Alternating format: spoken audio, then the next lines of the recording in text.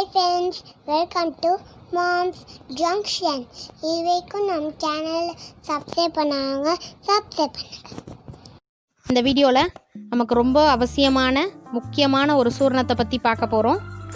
இதுக்கு தேவையான பொருட்கள் சுக்கு, திப்பிலி, இதுதாங்க திப்பிலி, பொடியாக கடுகு ஃபுல்லாக ஒட்டின மாதிரி இருக்கும். இது அரிசி திப்பிலி, இது ஏல அரிசி, இது எல்லாமே நாட்டு மருந்து கடையில் கிடைக்கும். இது வெள்ளை மிளகு. இப்போது நம்ம சுக்கும் திப்பிலியும் 10 கிராம் எடுத்திருக்கேன். அதுக்கு பாதி அளவு ஏல அரிசியும் வெள்ளை மிளகும் எடுத்துக்கணும். இது 10 கிராம் எடுத்துக்கணும்னா அது 5 கிராம் எடுத்திருக்கேன். 2:1 ரேஷியோவில் எடுத்துக்கணும். இப்போது நம்ம கடாய் ஹீட் பண்ணி ஃபஸ்ட்டு வெள்ளை மிளகை வறுத்துக்க போகிறேன். சிம்லே வச்சு வறுத்துக்கலாம். அதை ஈரப்பதம் போகிறதுக்காக வறுத்துக்கிறோம்.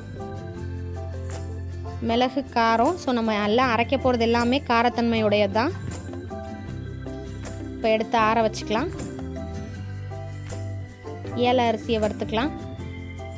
இது நீங்கள் வறுக்கும் போது ஏலக்காய் ஸ்மெல் தான் வருங்க. இது நல்லா கடுகு பொரியிற மாதிரி பொரிஞ்சு வரும். இதையும் ஆற வச்சுக்குவோம். இப்போது திப்பிலியை வறுத்துக்கலாம். திப்பிலி மிளகை விட காரத்தன்மை அதிகமாக இருக்கும். நம்ம படிக்கும்போது திரிகடுகம்னு படிச்சிருப்போம். சுக்கு, மிளகு, திப்பிலி ரொம்ப பவர்ஃபுல் மெடிசனுங்க இது கோல்டுக்கு. இது வறுப்பட்டுடுச்சு. இப்போ இதையும் ஆற வச்சுக்கலாம். நம்ம இப்போது இந்த சுக்கு மேலே தோலை சுரண்டிடணுங்க. கத்தி வச்சு லைட்டாக சுரண்டிட்டு இடிச்சுக்கோங்க. இந்த சுக்கை லைட்டாக வறுத்துக்கலாம். இந்த சூரணத்தை கண்டினியூஸாக யூஸ் பண்ணி பெட்டர் ரிசல்ட் பார்த்ததுனால உங்கள்கிட்ட ஷேர் பண்ணிக்கிறேன். இதை கண்டினியூஸாக யூஸ் பண்ணி பாருங்கள். உங்களுக்கு அந்த டிஃப்ரென்ஸை ஃபீல் பண்ணுவீங்க. இப்போ பாருங்கள், எல்லாம் ஆறிடுச்சு. ஃபஸ்ட்டு சுக்கு போட்டு அரைச்சிக்கலாம். ஏன்னா அதுதான் கொஞ்சம் ஹார்டு. இப்போ சுக்கு அரைச்ச பிறகு மீதி இருக்க வெள்ளை மிளகு, ஏல அரிசி, திப்பிலி எல்லாம் போட்டு நைஸாக அரைச்சிக்கலாம். நல்லா பவுடர் ஆகிற அளவுக்கு அரைச்சிக்கலாம். இந்த சூரணத்தை குழந்தைங்கள்லேருந்து பெரியவங்க வரைக்கும் எடுத்துக்கலாம்.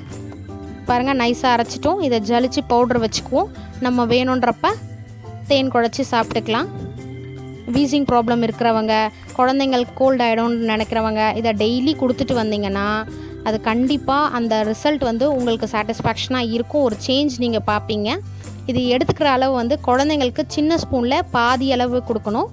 பெரியவங்க ஒரு சின்ன ஸ்பூன்லேயே 1 ஸ்பூன் அளவு எடுத்துக்கணும். தேன் குழச்சி நீங்கள் எடுத்துகிட்டு வாங்க. கண்டிப்பாக இதில் ஒரு சேஞ்ச் நீங்கள் ஃபீல் பண்ணுவீங்க. ட்ரை பண்ணி பாருங்கள். தேங்க்யூ ஃபார் வாட்சிங். பண்ணுங்க, ஷேர் பண்ணுங்க, மறக்காம சப்ஸ்கிரைப் பண்ணுங்க.